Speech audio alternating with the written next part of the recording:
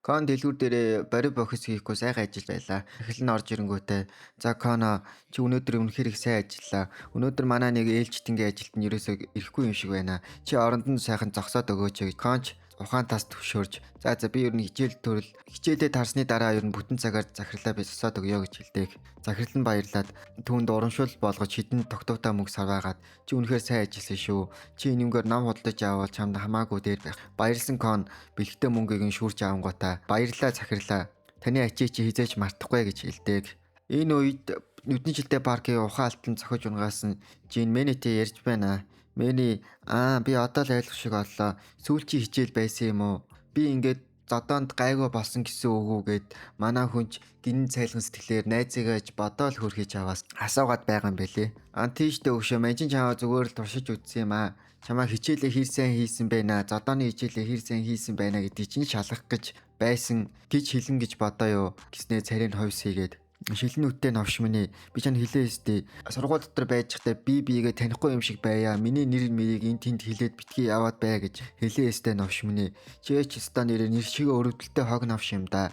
Танаа авч байгаагүй байсан бол чи аль хэдийн хог дээр өсөрч аль эсвэл өгцөн байгаагүй чи хотлоо ирээд байна. Чи бит хоёр чи найзууд штэ. Чи яагаад ийм хачаа хачин зан гаргаад байгаа юм бэ гэж хэлэхэд бүр дээр бид хэд зугаалгаар явсан штэ. Чи Кон тэгээд би тэгэж чи Конд хэлээ штэ.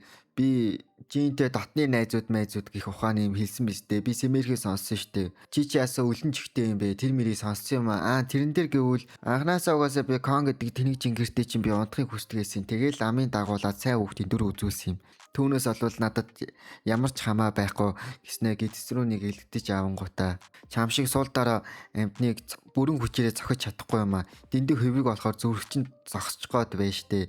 Адгийн шаар минь энэ удаа би чамааг уучлая. Дараачудаа хэрвээ чи элдв янзын суу яриа тараагаад яваад байвал би чамааг зүгээр өнгөрөөхгүй. Ой мэни яасан бэ? Хоёлаа яг одоо үзчихье. Чи надад хизээ нэгэн цагт хэлдэг байсан мэт ирээдүйд хоёлоо өрсөлдөгч болно гэж. Одоо тэр чинь биелсэн биш үү?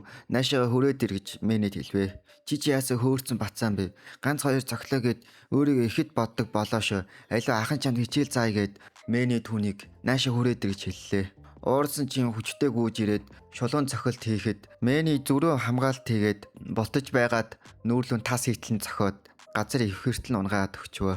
Уурсан чинь босол буцаалт дайрлаа. Жинж болтож аваад ингэж зогтгоомаа ингэж зогтын гээл хамгаалж ягаад нэг л хүчтэй цохоод унгаачдаг. Зодон ч ингээл дуусаал эцсийн ялагчаар нь Мэни тодорвоо. Мэни дахиж намайг таньдаг юм шиг дүр битгий үзүүлээд байгаарай. Хэрвээ энэ тэнд зарлаад яваад байвал би чамайг алж орхиё шүү гэж хэлдэг. Тэгснээ явхаасаа өмнө чи юу н яагаад хүчтэй болох гээд байгаа юм бэ? Чамд өгөн бол зодоо модооны нэг хэрэг байхгүй шүү дээ. Зүгээр л хичээлээгээ явахаар яачаад байгаа юм бэ? Надад нэг шалтгаан байгаа. Чамаас өөр хин нэгэнтэй заавал тавилцах хэрэгтэй байгаамаа гэж Жин хэлдэг. Манай хүн чинь догсуудаа үзэх гээл тэгээл бэлтгэл хийгээл зодоо модоо сургач мургаал яваад исэн юм шиг байлээ. Дөрөв солигдож дэлгүүрээ ажил эхлэвэ. Кон дэлгүүр дээрээ бараагаа уншуулж байлаа. Баахан хөгтөд л "Анаа таяасан хөөх юм бэ? Ямар гоё юм бэ? Найз залуу малуутай юм уу? Надад дугаараа өгөөч" гэд битүүл хоргоостой. Дэлгүүр рүү орж ирсэн нүдний шилтэй охин болвол нөгөө гайс танаа мэдэн штэ нөгөө нэг өнгөрсөн анги дээр нэг эмэгтэйг алж булаад исэн эмэгтэйд штэ тэр шүү гайс. Эмэгтэйч Коныг ажиж байлаа. Яа тэр үнэхээр алдартай хөөрхөн болохоор ерөөсө залуучууд шуугуулж шавуулах юм аа. Надад ийм зүйл тохиолдогч болоосоо гээл уйдрлаад байж байваа. Ээлж солигдох цаг нь болж нүдний шилдээ авгаа илт үг хаянаа. Яа би чамаа харлаа л да. Чи ч үнэхээр алдартай юм аа. Баахан залуучууд л чиний дугаарыг аваа станерэ шуугуулж өгөх юм аа. Чи яагаад тийм хөөрхөн юм бэ? Анаа тэр чин зүгээр л дунд сургуулийн хүүхдүүд штэ. Тэгээл хүмүүс хөөрхөн гэж хэлж ил байдیں۔ Гэд хээв нэг ярьж байна. Энэ анаа яагаад надад уурлаад байгаа юм болов?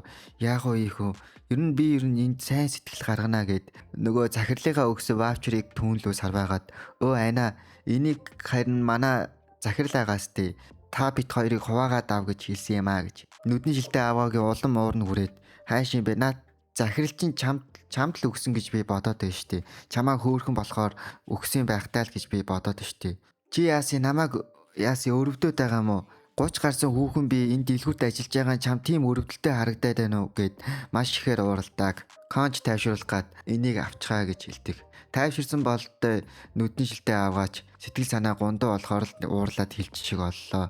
За чи ер нь буудаа ажлын амжилт баяртай гэд гараад салаад явдаг. Коны гарсны дараа ваучер руу ширтэж байдаг. Өнгөрсөн дурсамжид энэ алуурчин авгаагаас тээ өмнө бол нэг залуутай болцож исэн юм бэлээ. Гэсэн тэр залуу нь санаагаа буруу ойлгуулсан юм шиг лээ. Чи нэг жоохон тийм ийм гэд ээрч мураад байж хад нөгөө эмэгтэй сөргөөр ойлгоод чи яасын намайг царай муута гэдэг юм уу? Ямар сонин зантай хөгшин бойлвэ?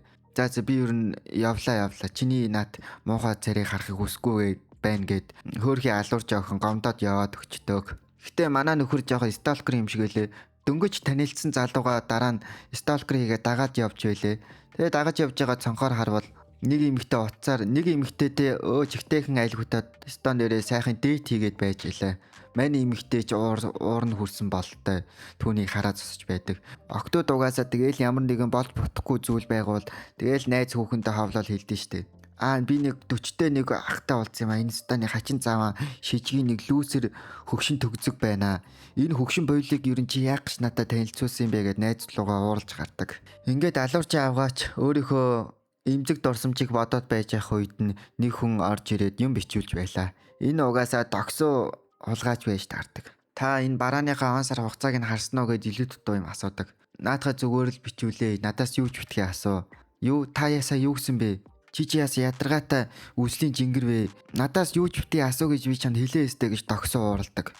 Нүдний шилтэй авгаа үслийн царайтай гэж дуудуулах үнэхээр л дургүй байж багасаа л хүн амьтанд үслийн царайтай чи их царай муутай штэ би чамтай үерхгүй гэж дуудуулсаар хагаад манай хүн чинь өөртөө итгэлээ алдаад тэгээд царайлаг октоодыг л ангуучлаад яваад байдаг болцсон байлээ шүү.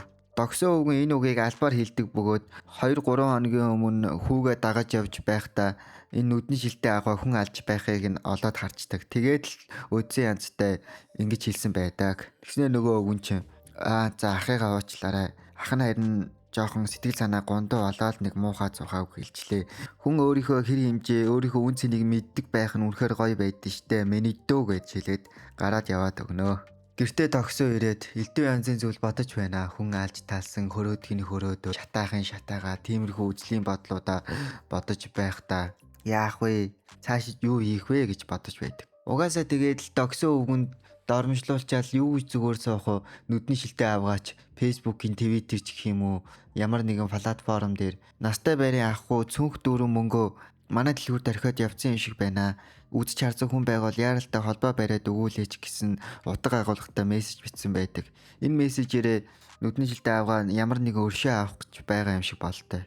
Догсож уйдартаа нүдэрээ тэнгэрт дэвшсэн авгаагаа санан гаслан түүний талаар бодож байдаг. Авгаан чаваас талигаач болцсон л доо. Гэтэ одоо яах вэ? Жин Кон хоёр ярилцаж байна. Кон шууд чи би чамд хэлээ өстэй. Би чамайг гэртээ ганцхан удаа онуулж штэ. Яагаад чи давраад байгаа юм бэ? Одоохон манай гэрээс зайлаадах майлдах ухааны юм хэлж байхад жин ч угаасаа санаа муутай болохоор түүнлүү нэг ууттай юм сарваава. Конч өгсөн билегийн задлаад харуул.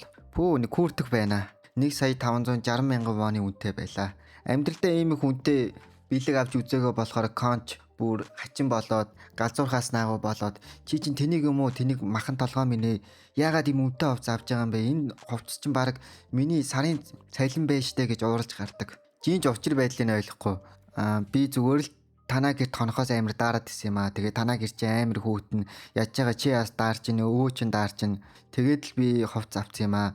Тэгээ наа чин тийм үнэтэй санагдаад байгаа бол наад хувцаа зарчихгүй би чана хямдхныг аваад өгье гэсэн чин кон гарч ирэнгүүтээ толгойлон мөргөө тачдаг. Дараа нь кон асууваа. Чи уган бол мэний зэнитэй ярьж мэрээд гэр мэрт нь хонон гэж ярьдаг байсан. Яагаад тэр мийг ярихгүй байгаа юм бэ гэж асуухад манай хүн чи хэсэг чимээгүй байж алаа. Түүний нүр амыг нь хөхөрсөн байгааг нь хараад кон түрс хийгээд уурлаа. Чи яасан зодоо хийсэн юм? За би ойлголоо. Чи чамайг мэний зодсон юм биш үү? Мо яадаг мó навшгүй. Би юм бол тэрийг сайн гай болсон, дээрлгүй зангаа болсон гэд итгээд яваад байсан шүү дээ. Ямар балаа хөөр очиж тэрнтэй тооцоо боддсон юм уу? Гих ухааны юм бодлоо. Жин цаашаа.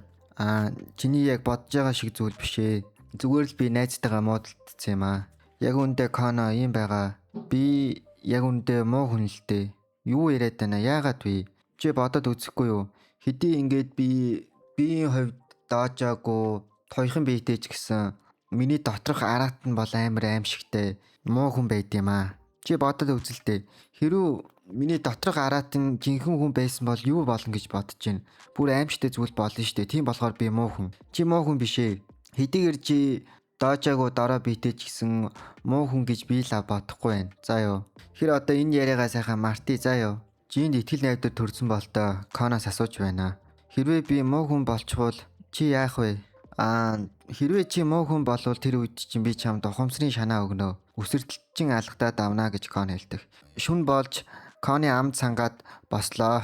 Тэгтэл Жинч бүр чичирцэн хөвтөж байлаа. Тэрээр унтаж байхдаа зүүдэндээ ээжээ гээл арилсаар байж идэг. Конч түүний хараад түүн дээр хүнжил нүмрэнгүүтээ жоохон ажиглж байдаг. Тэгснээ унтаад өгдөг.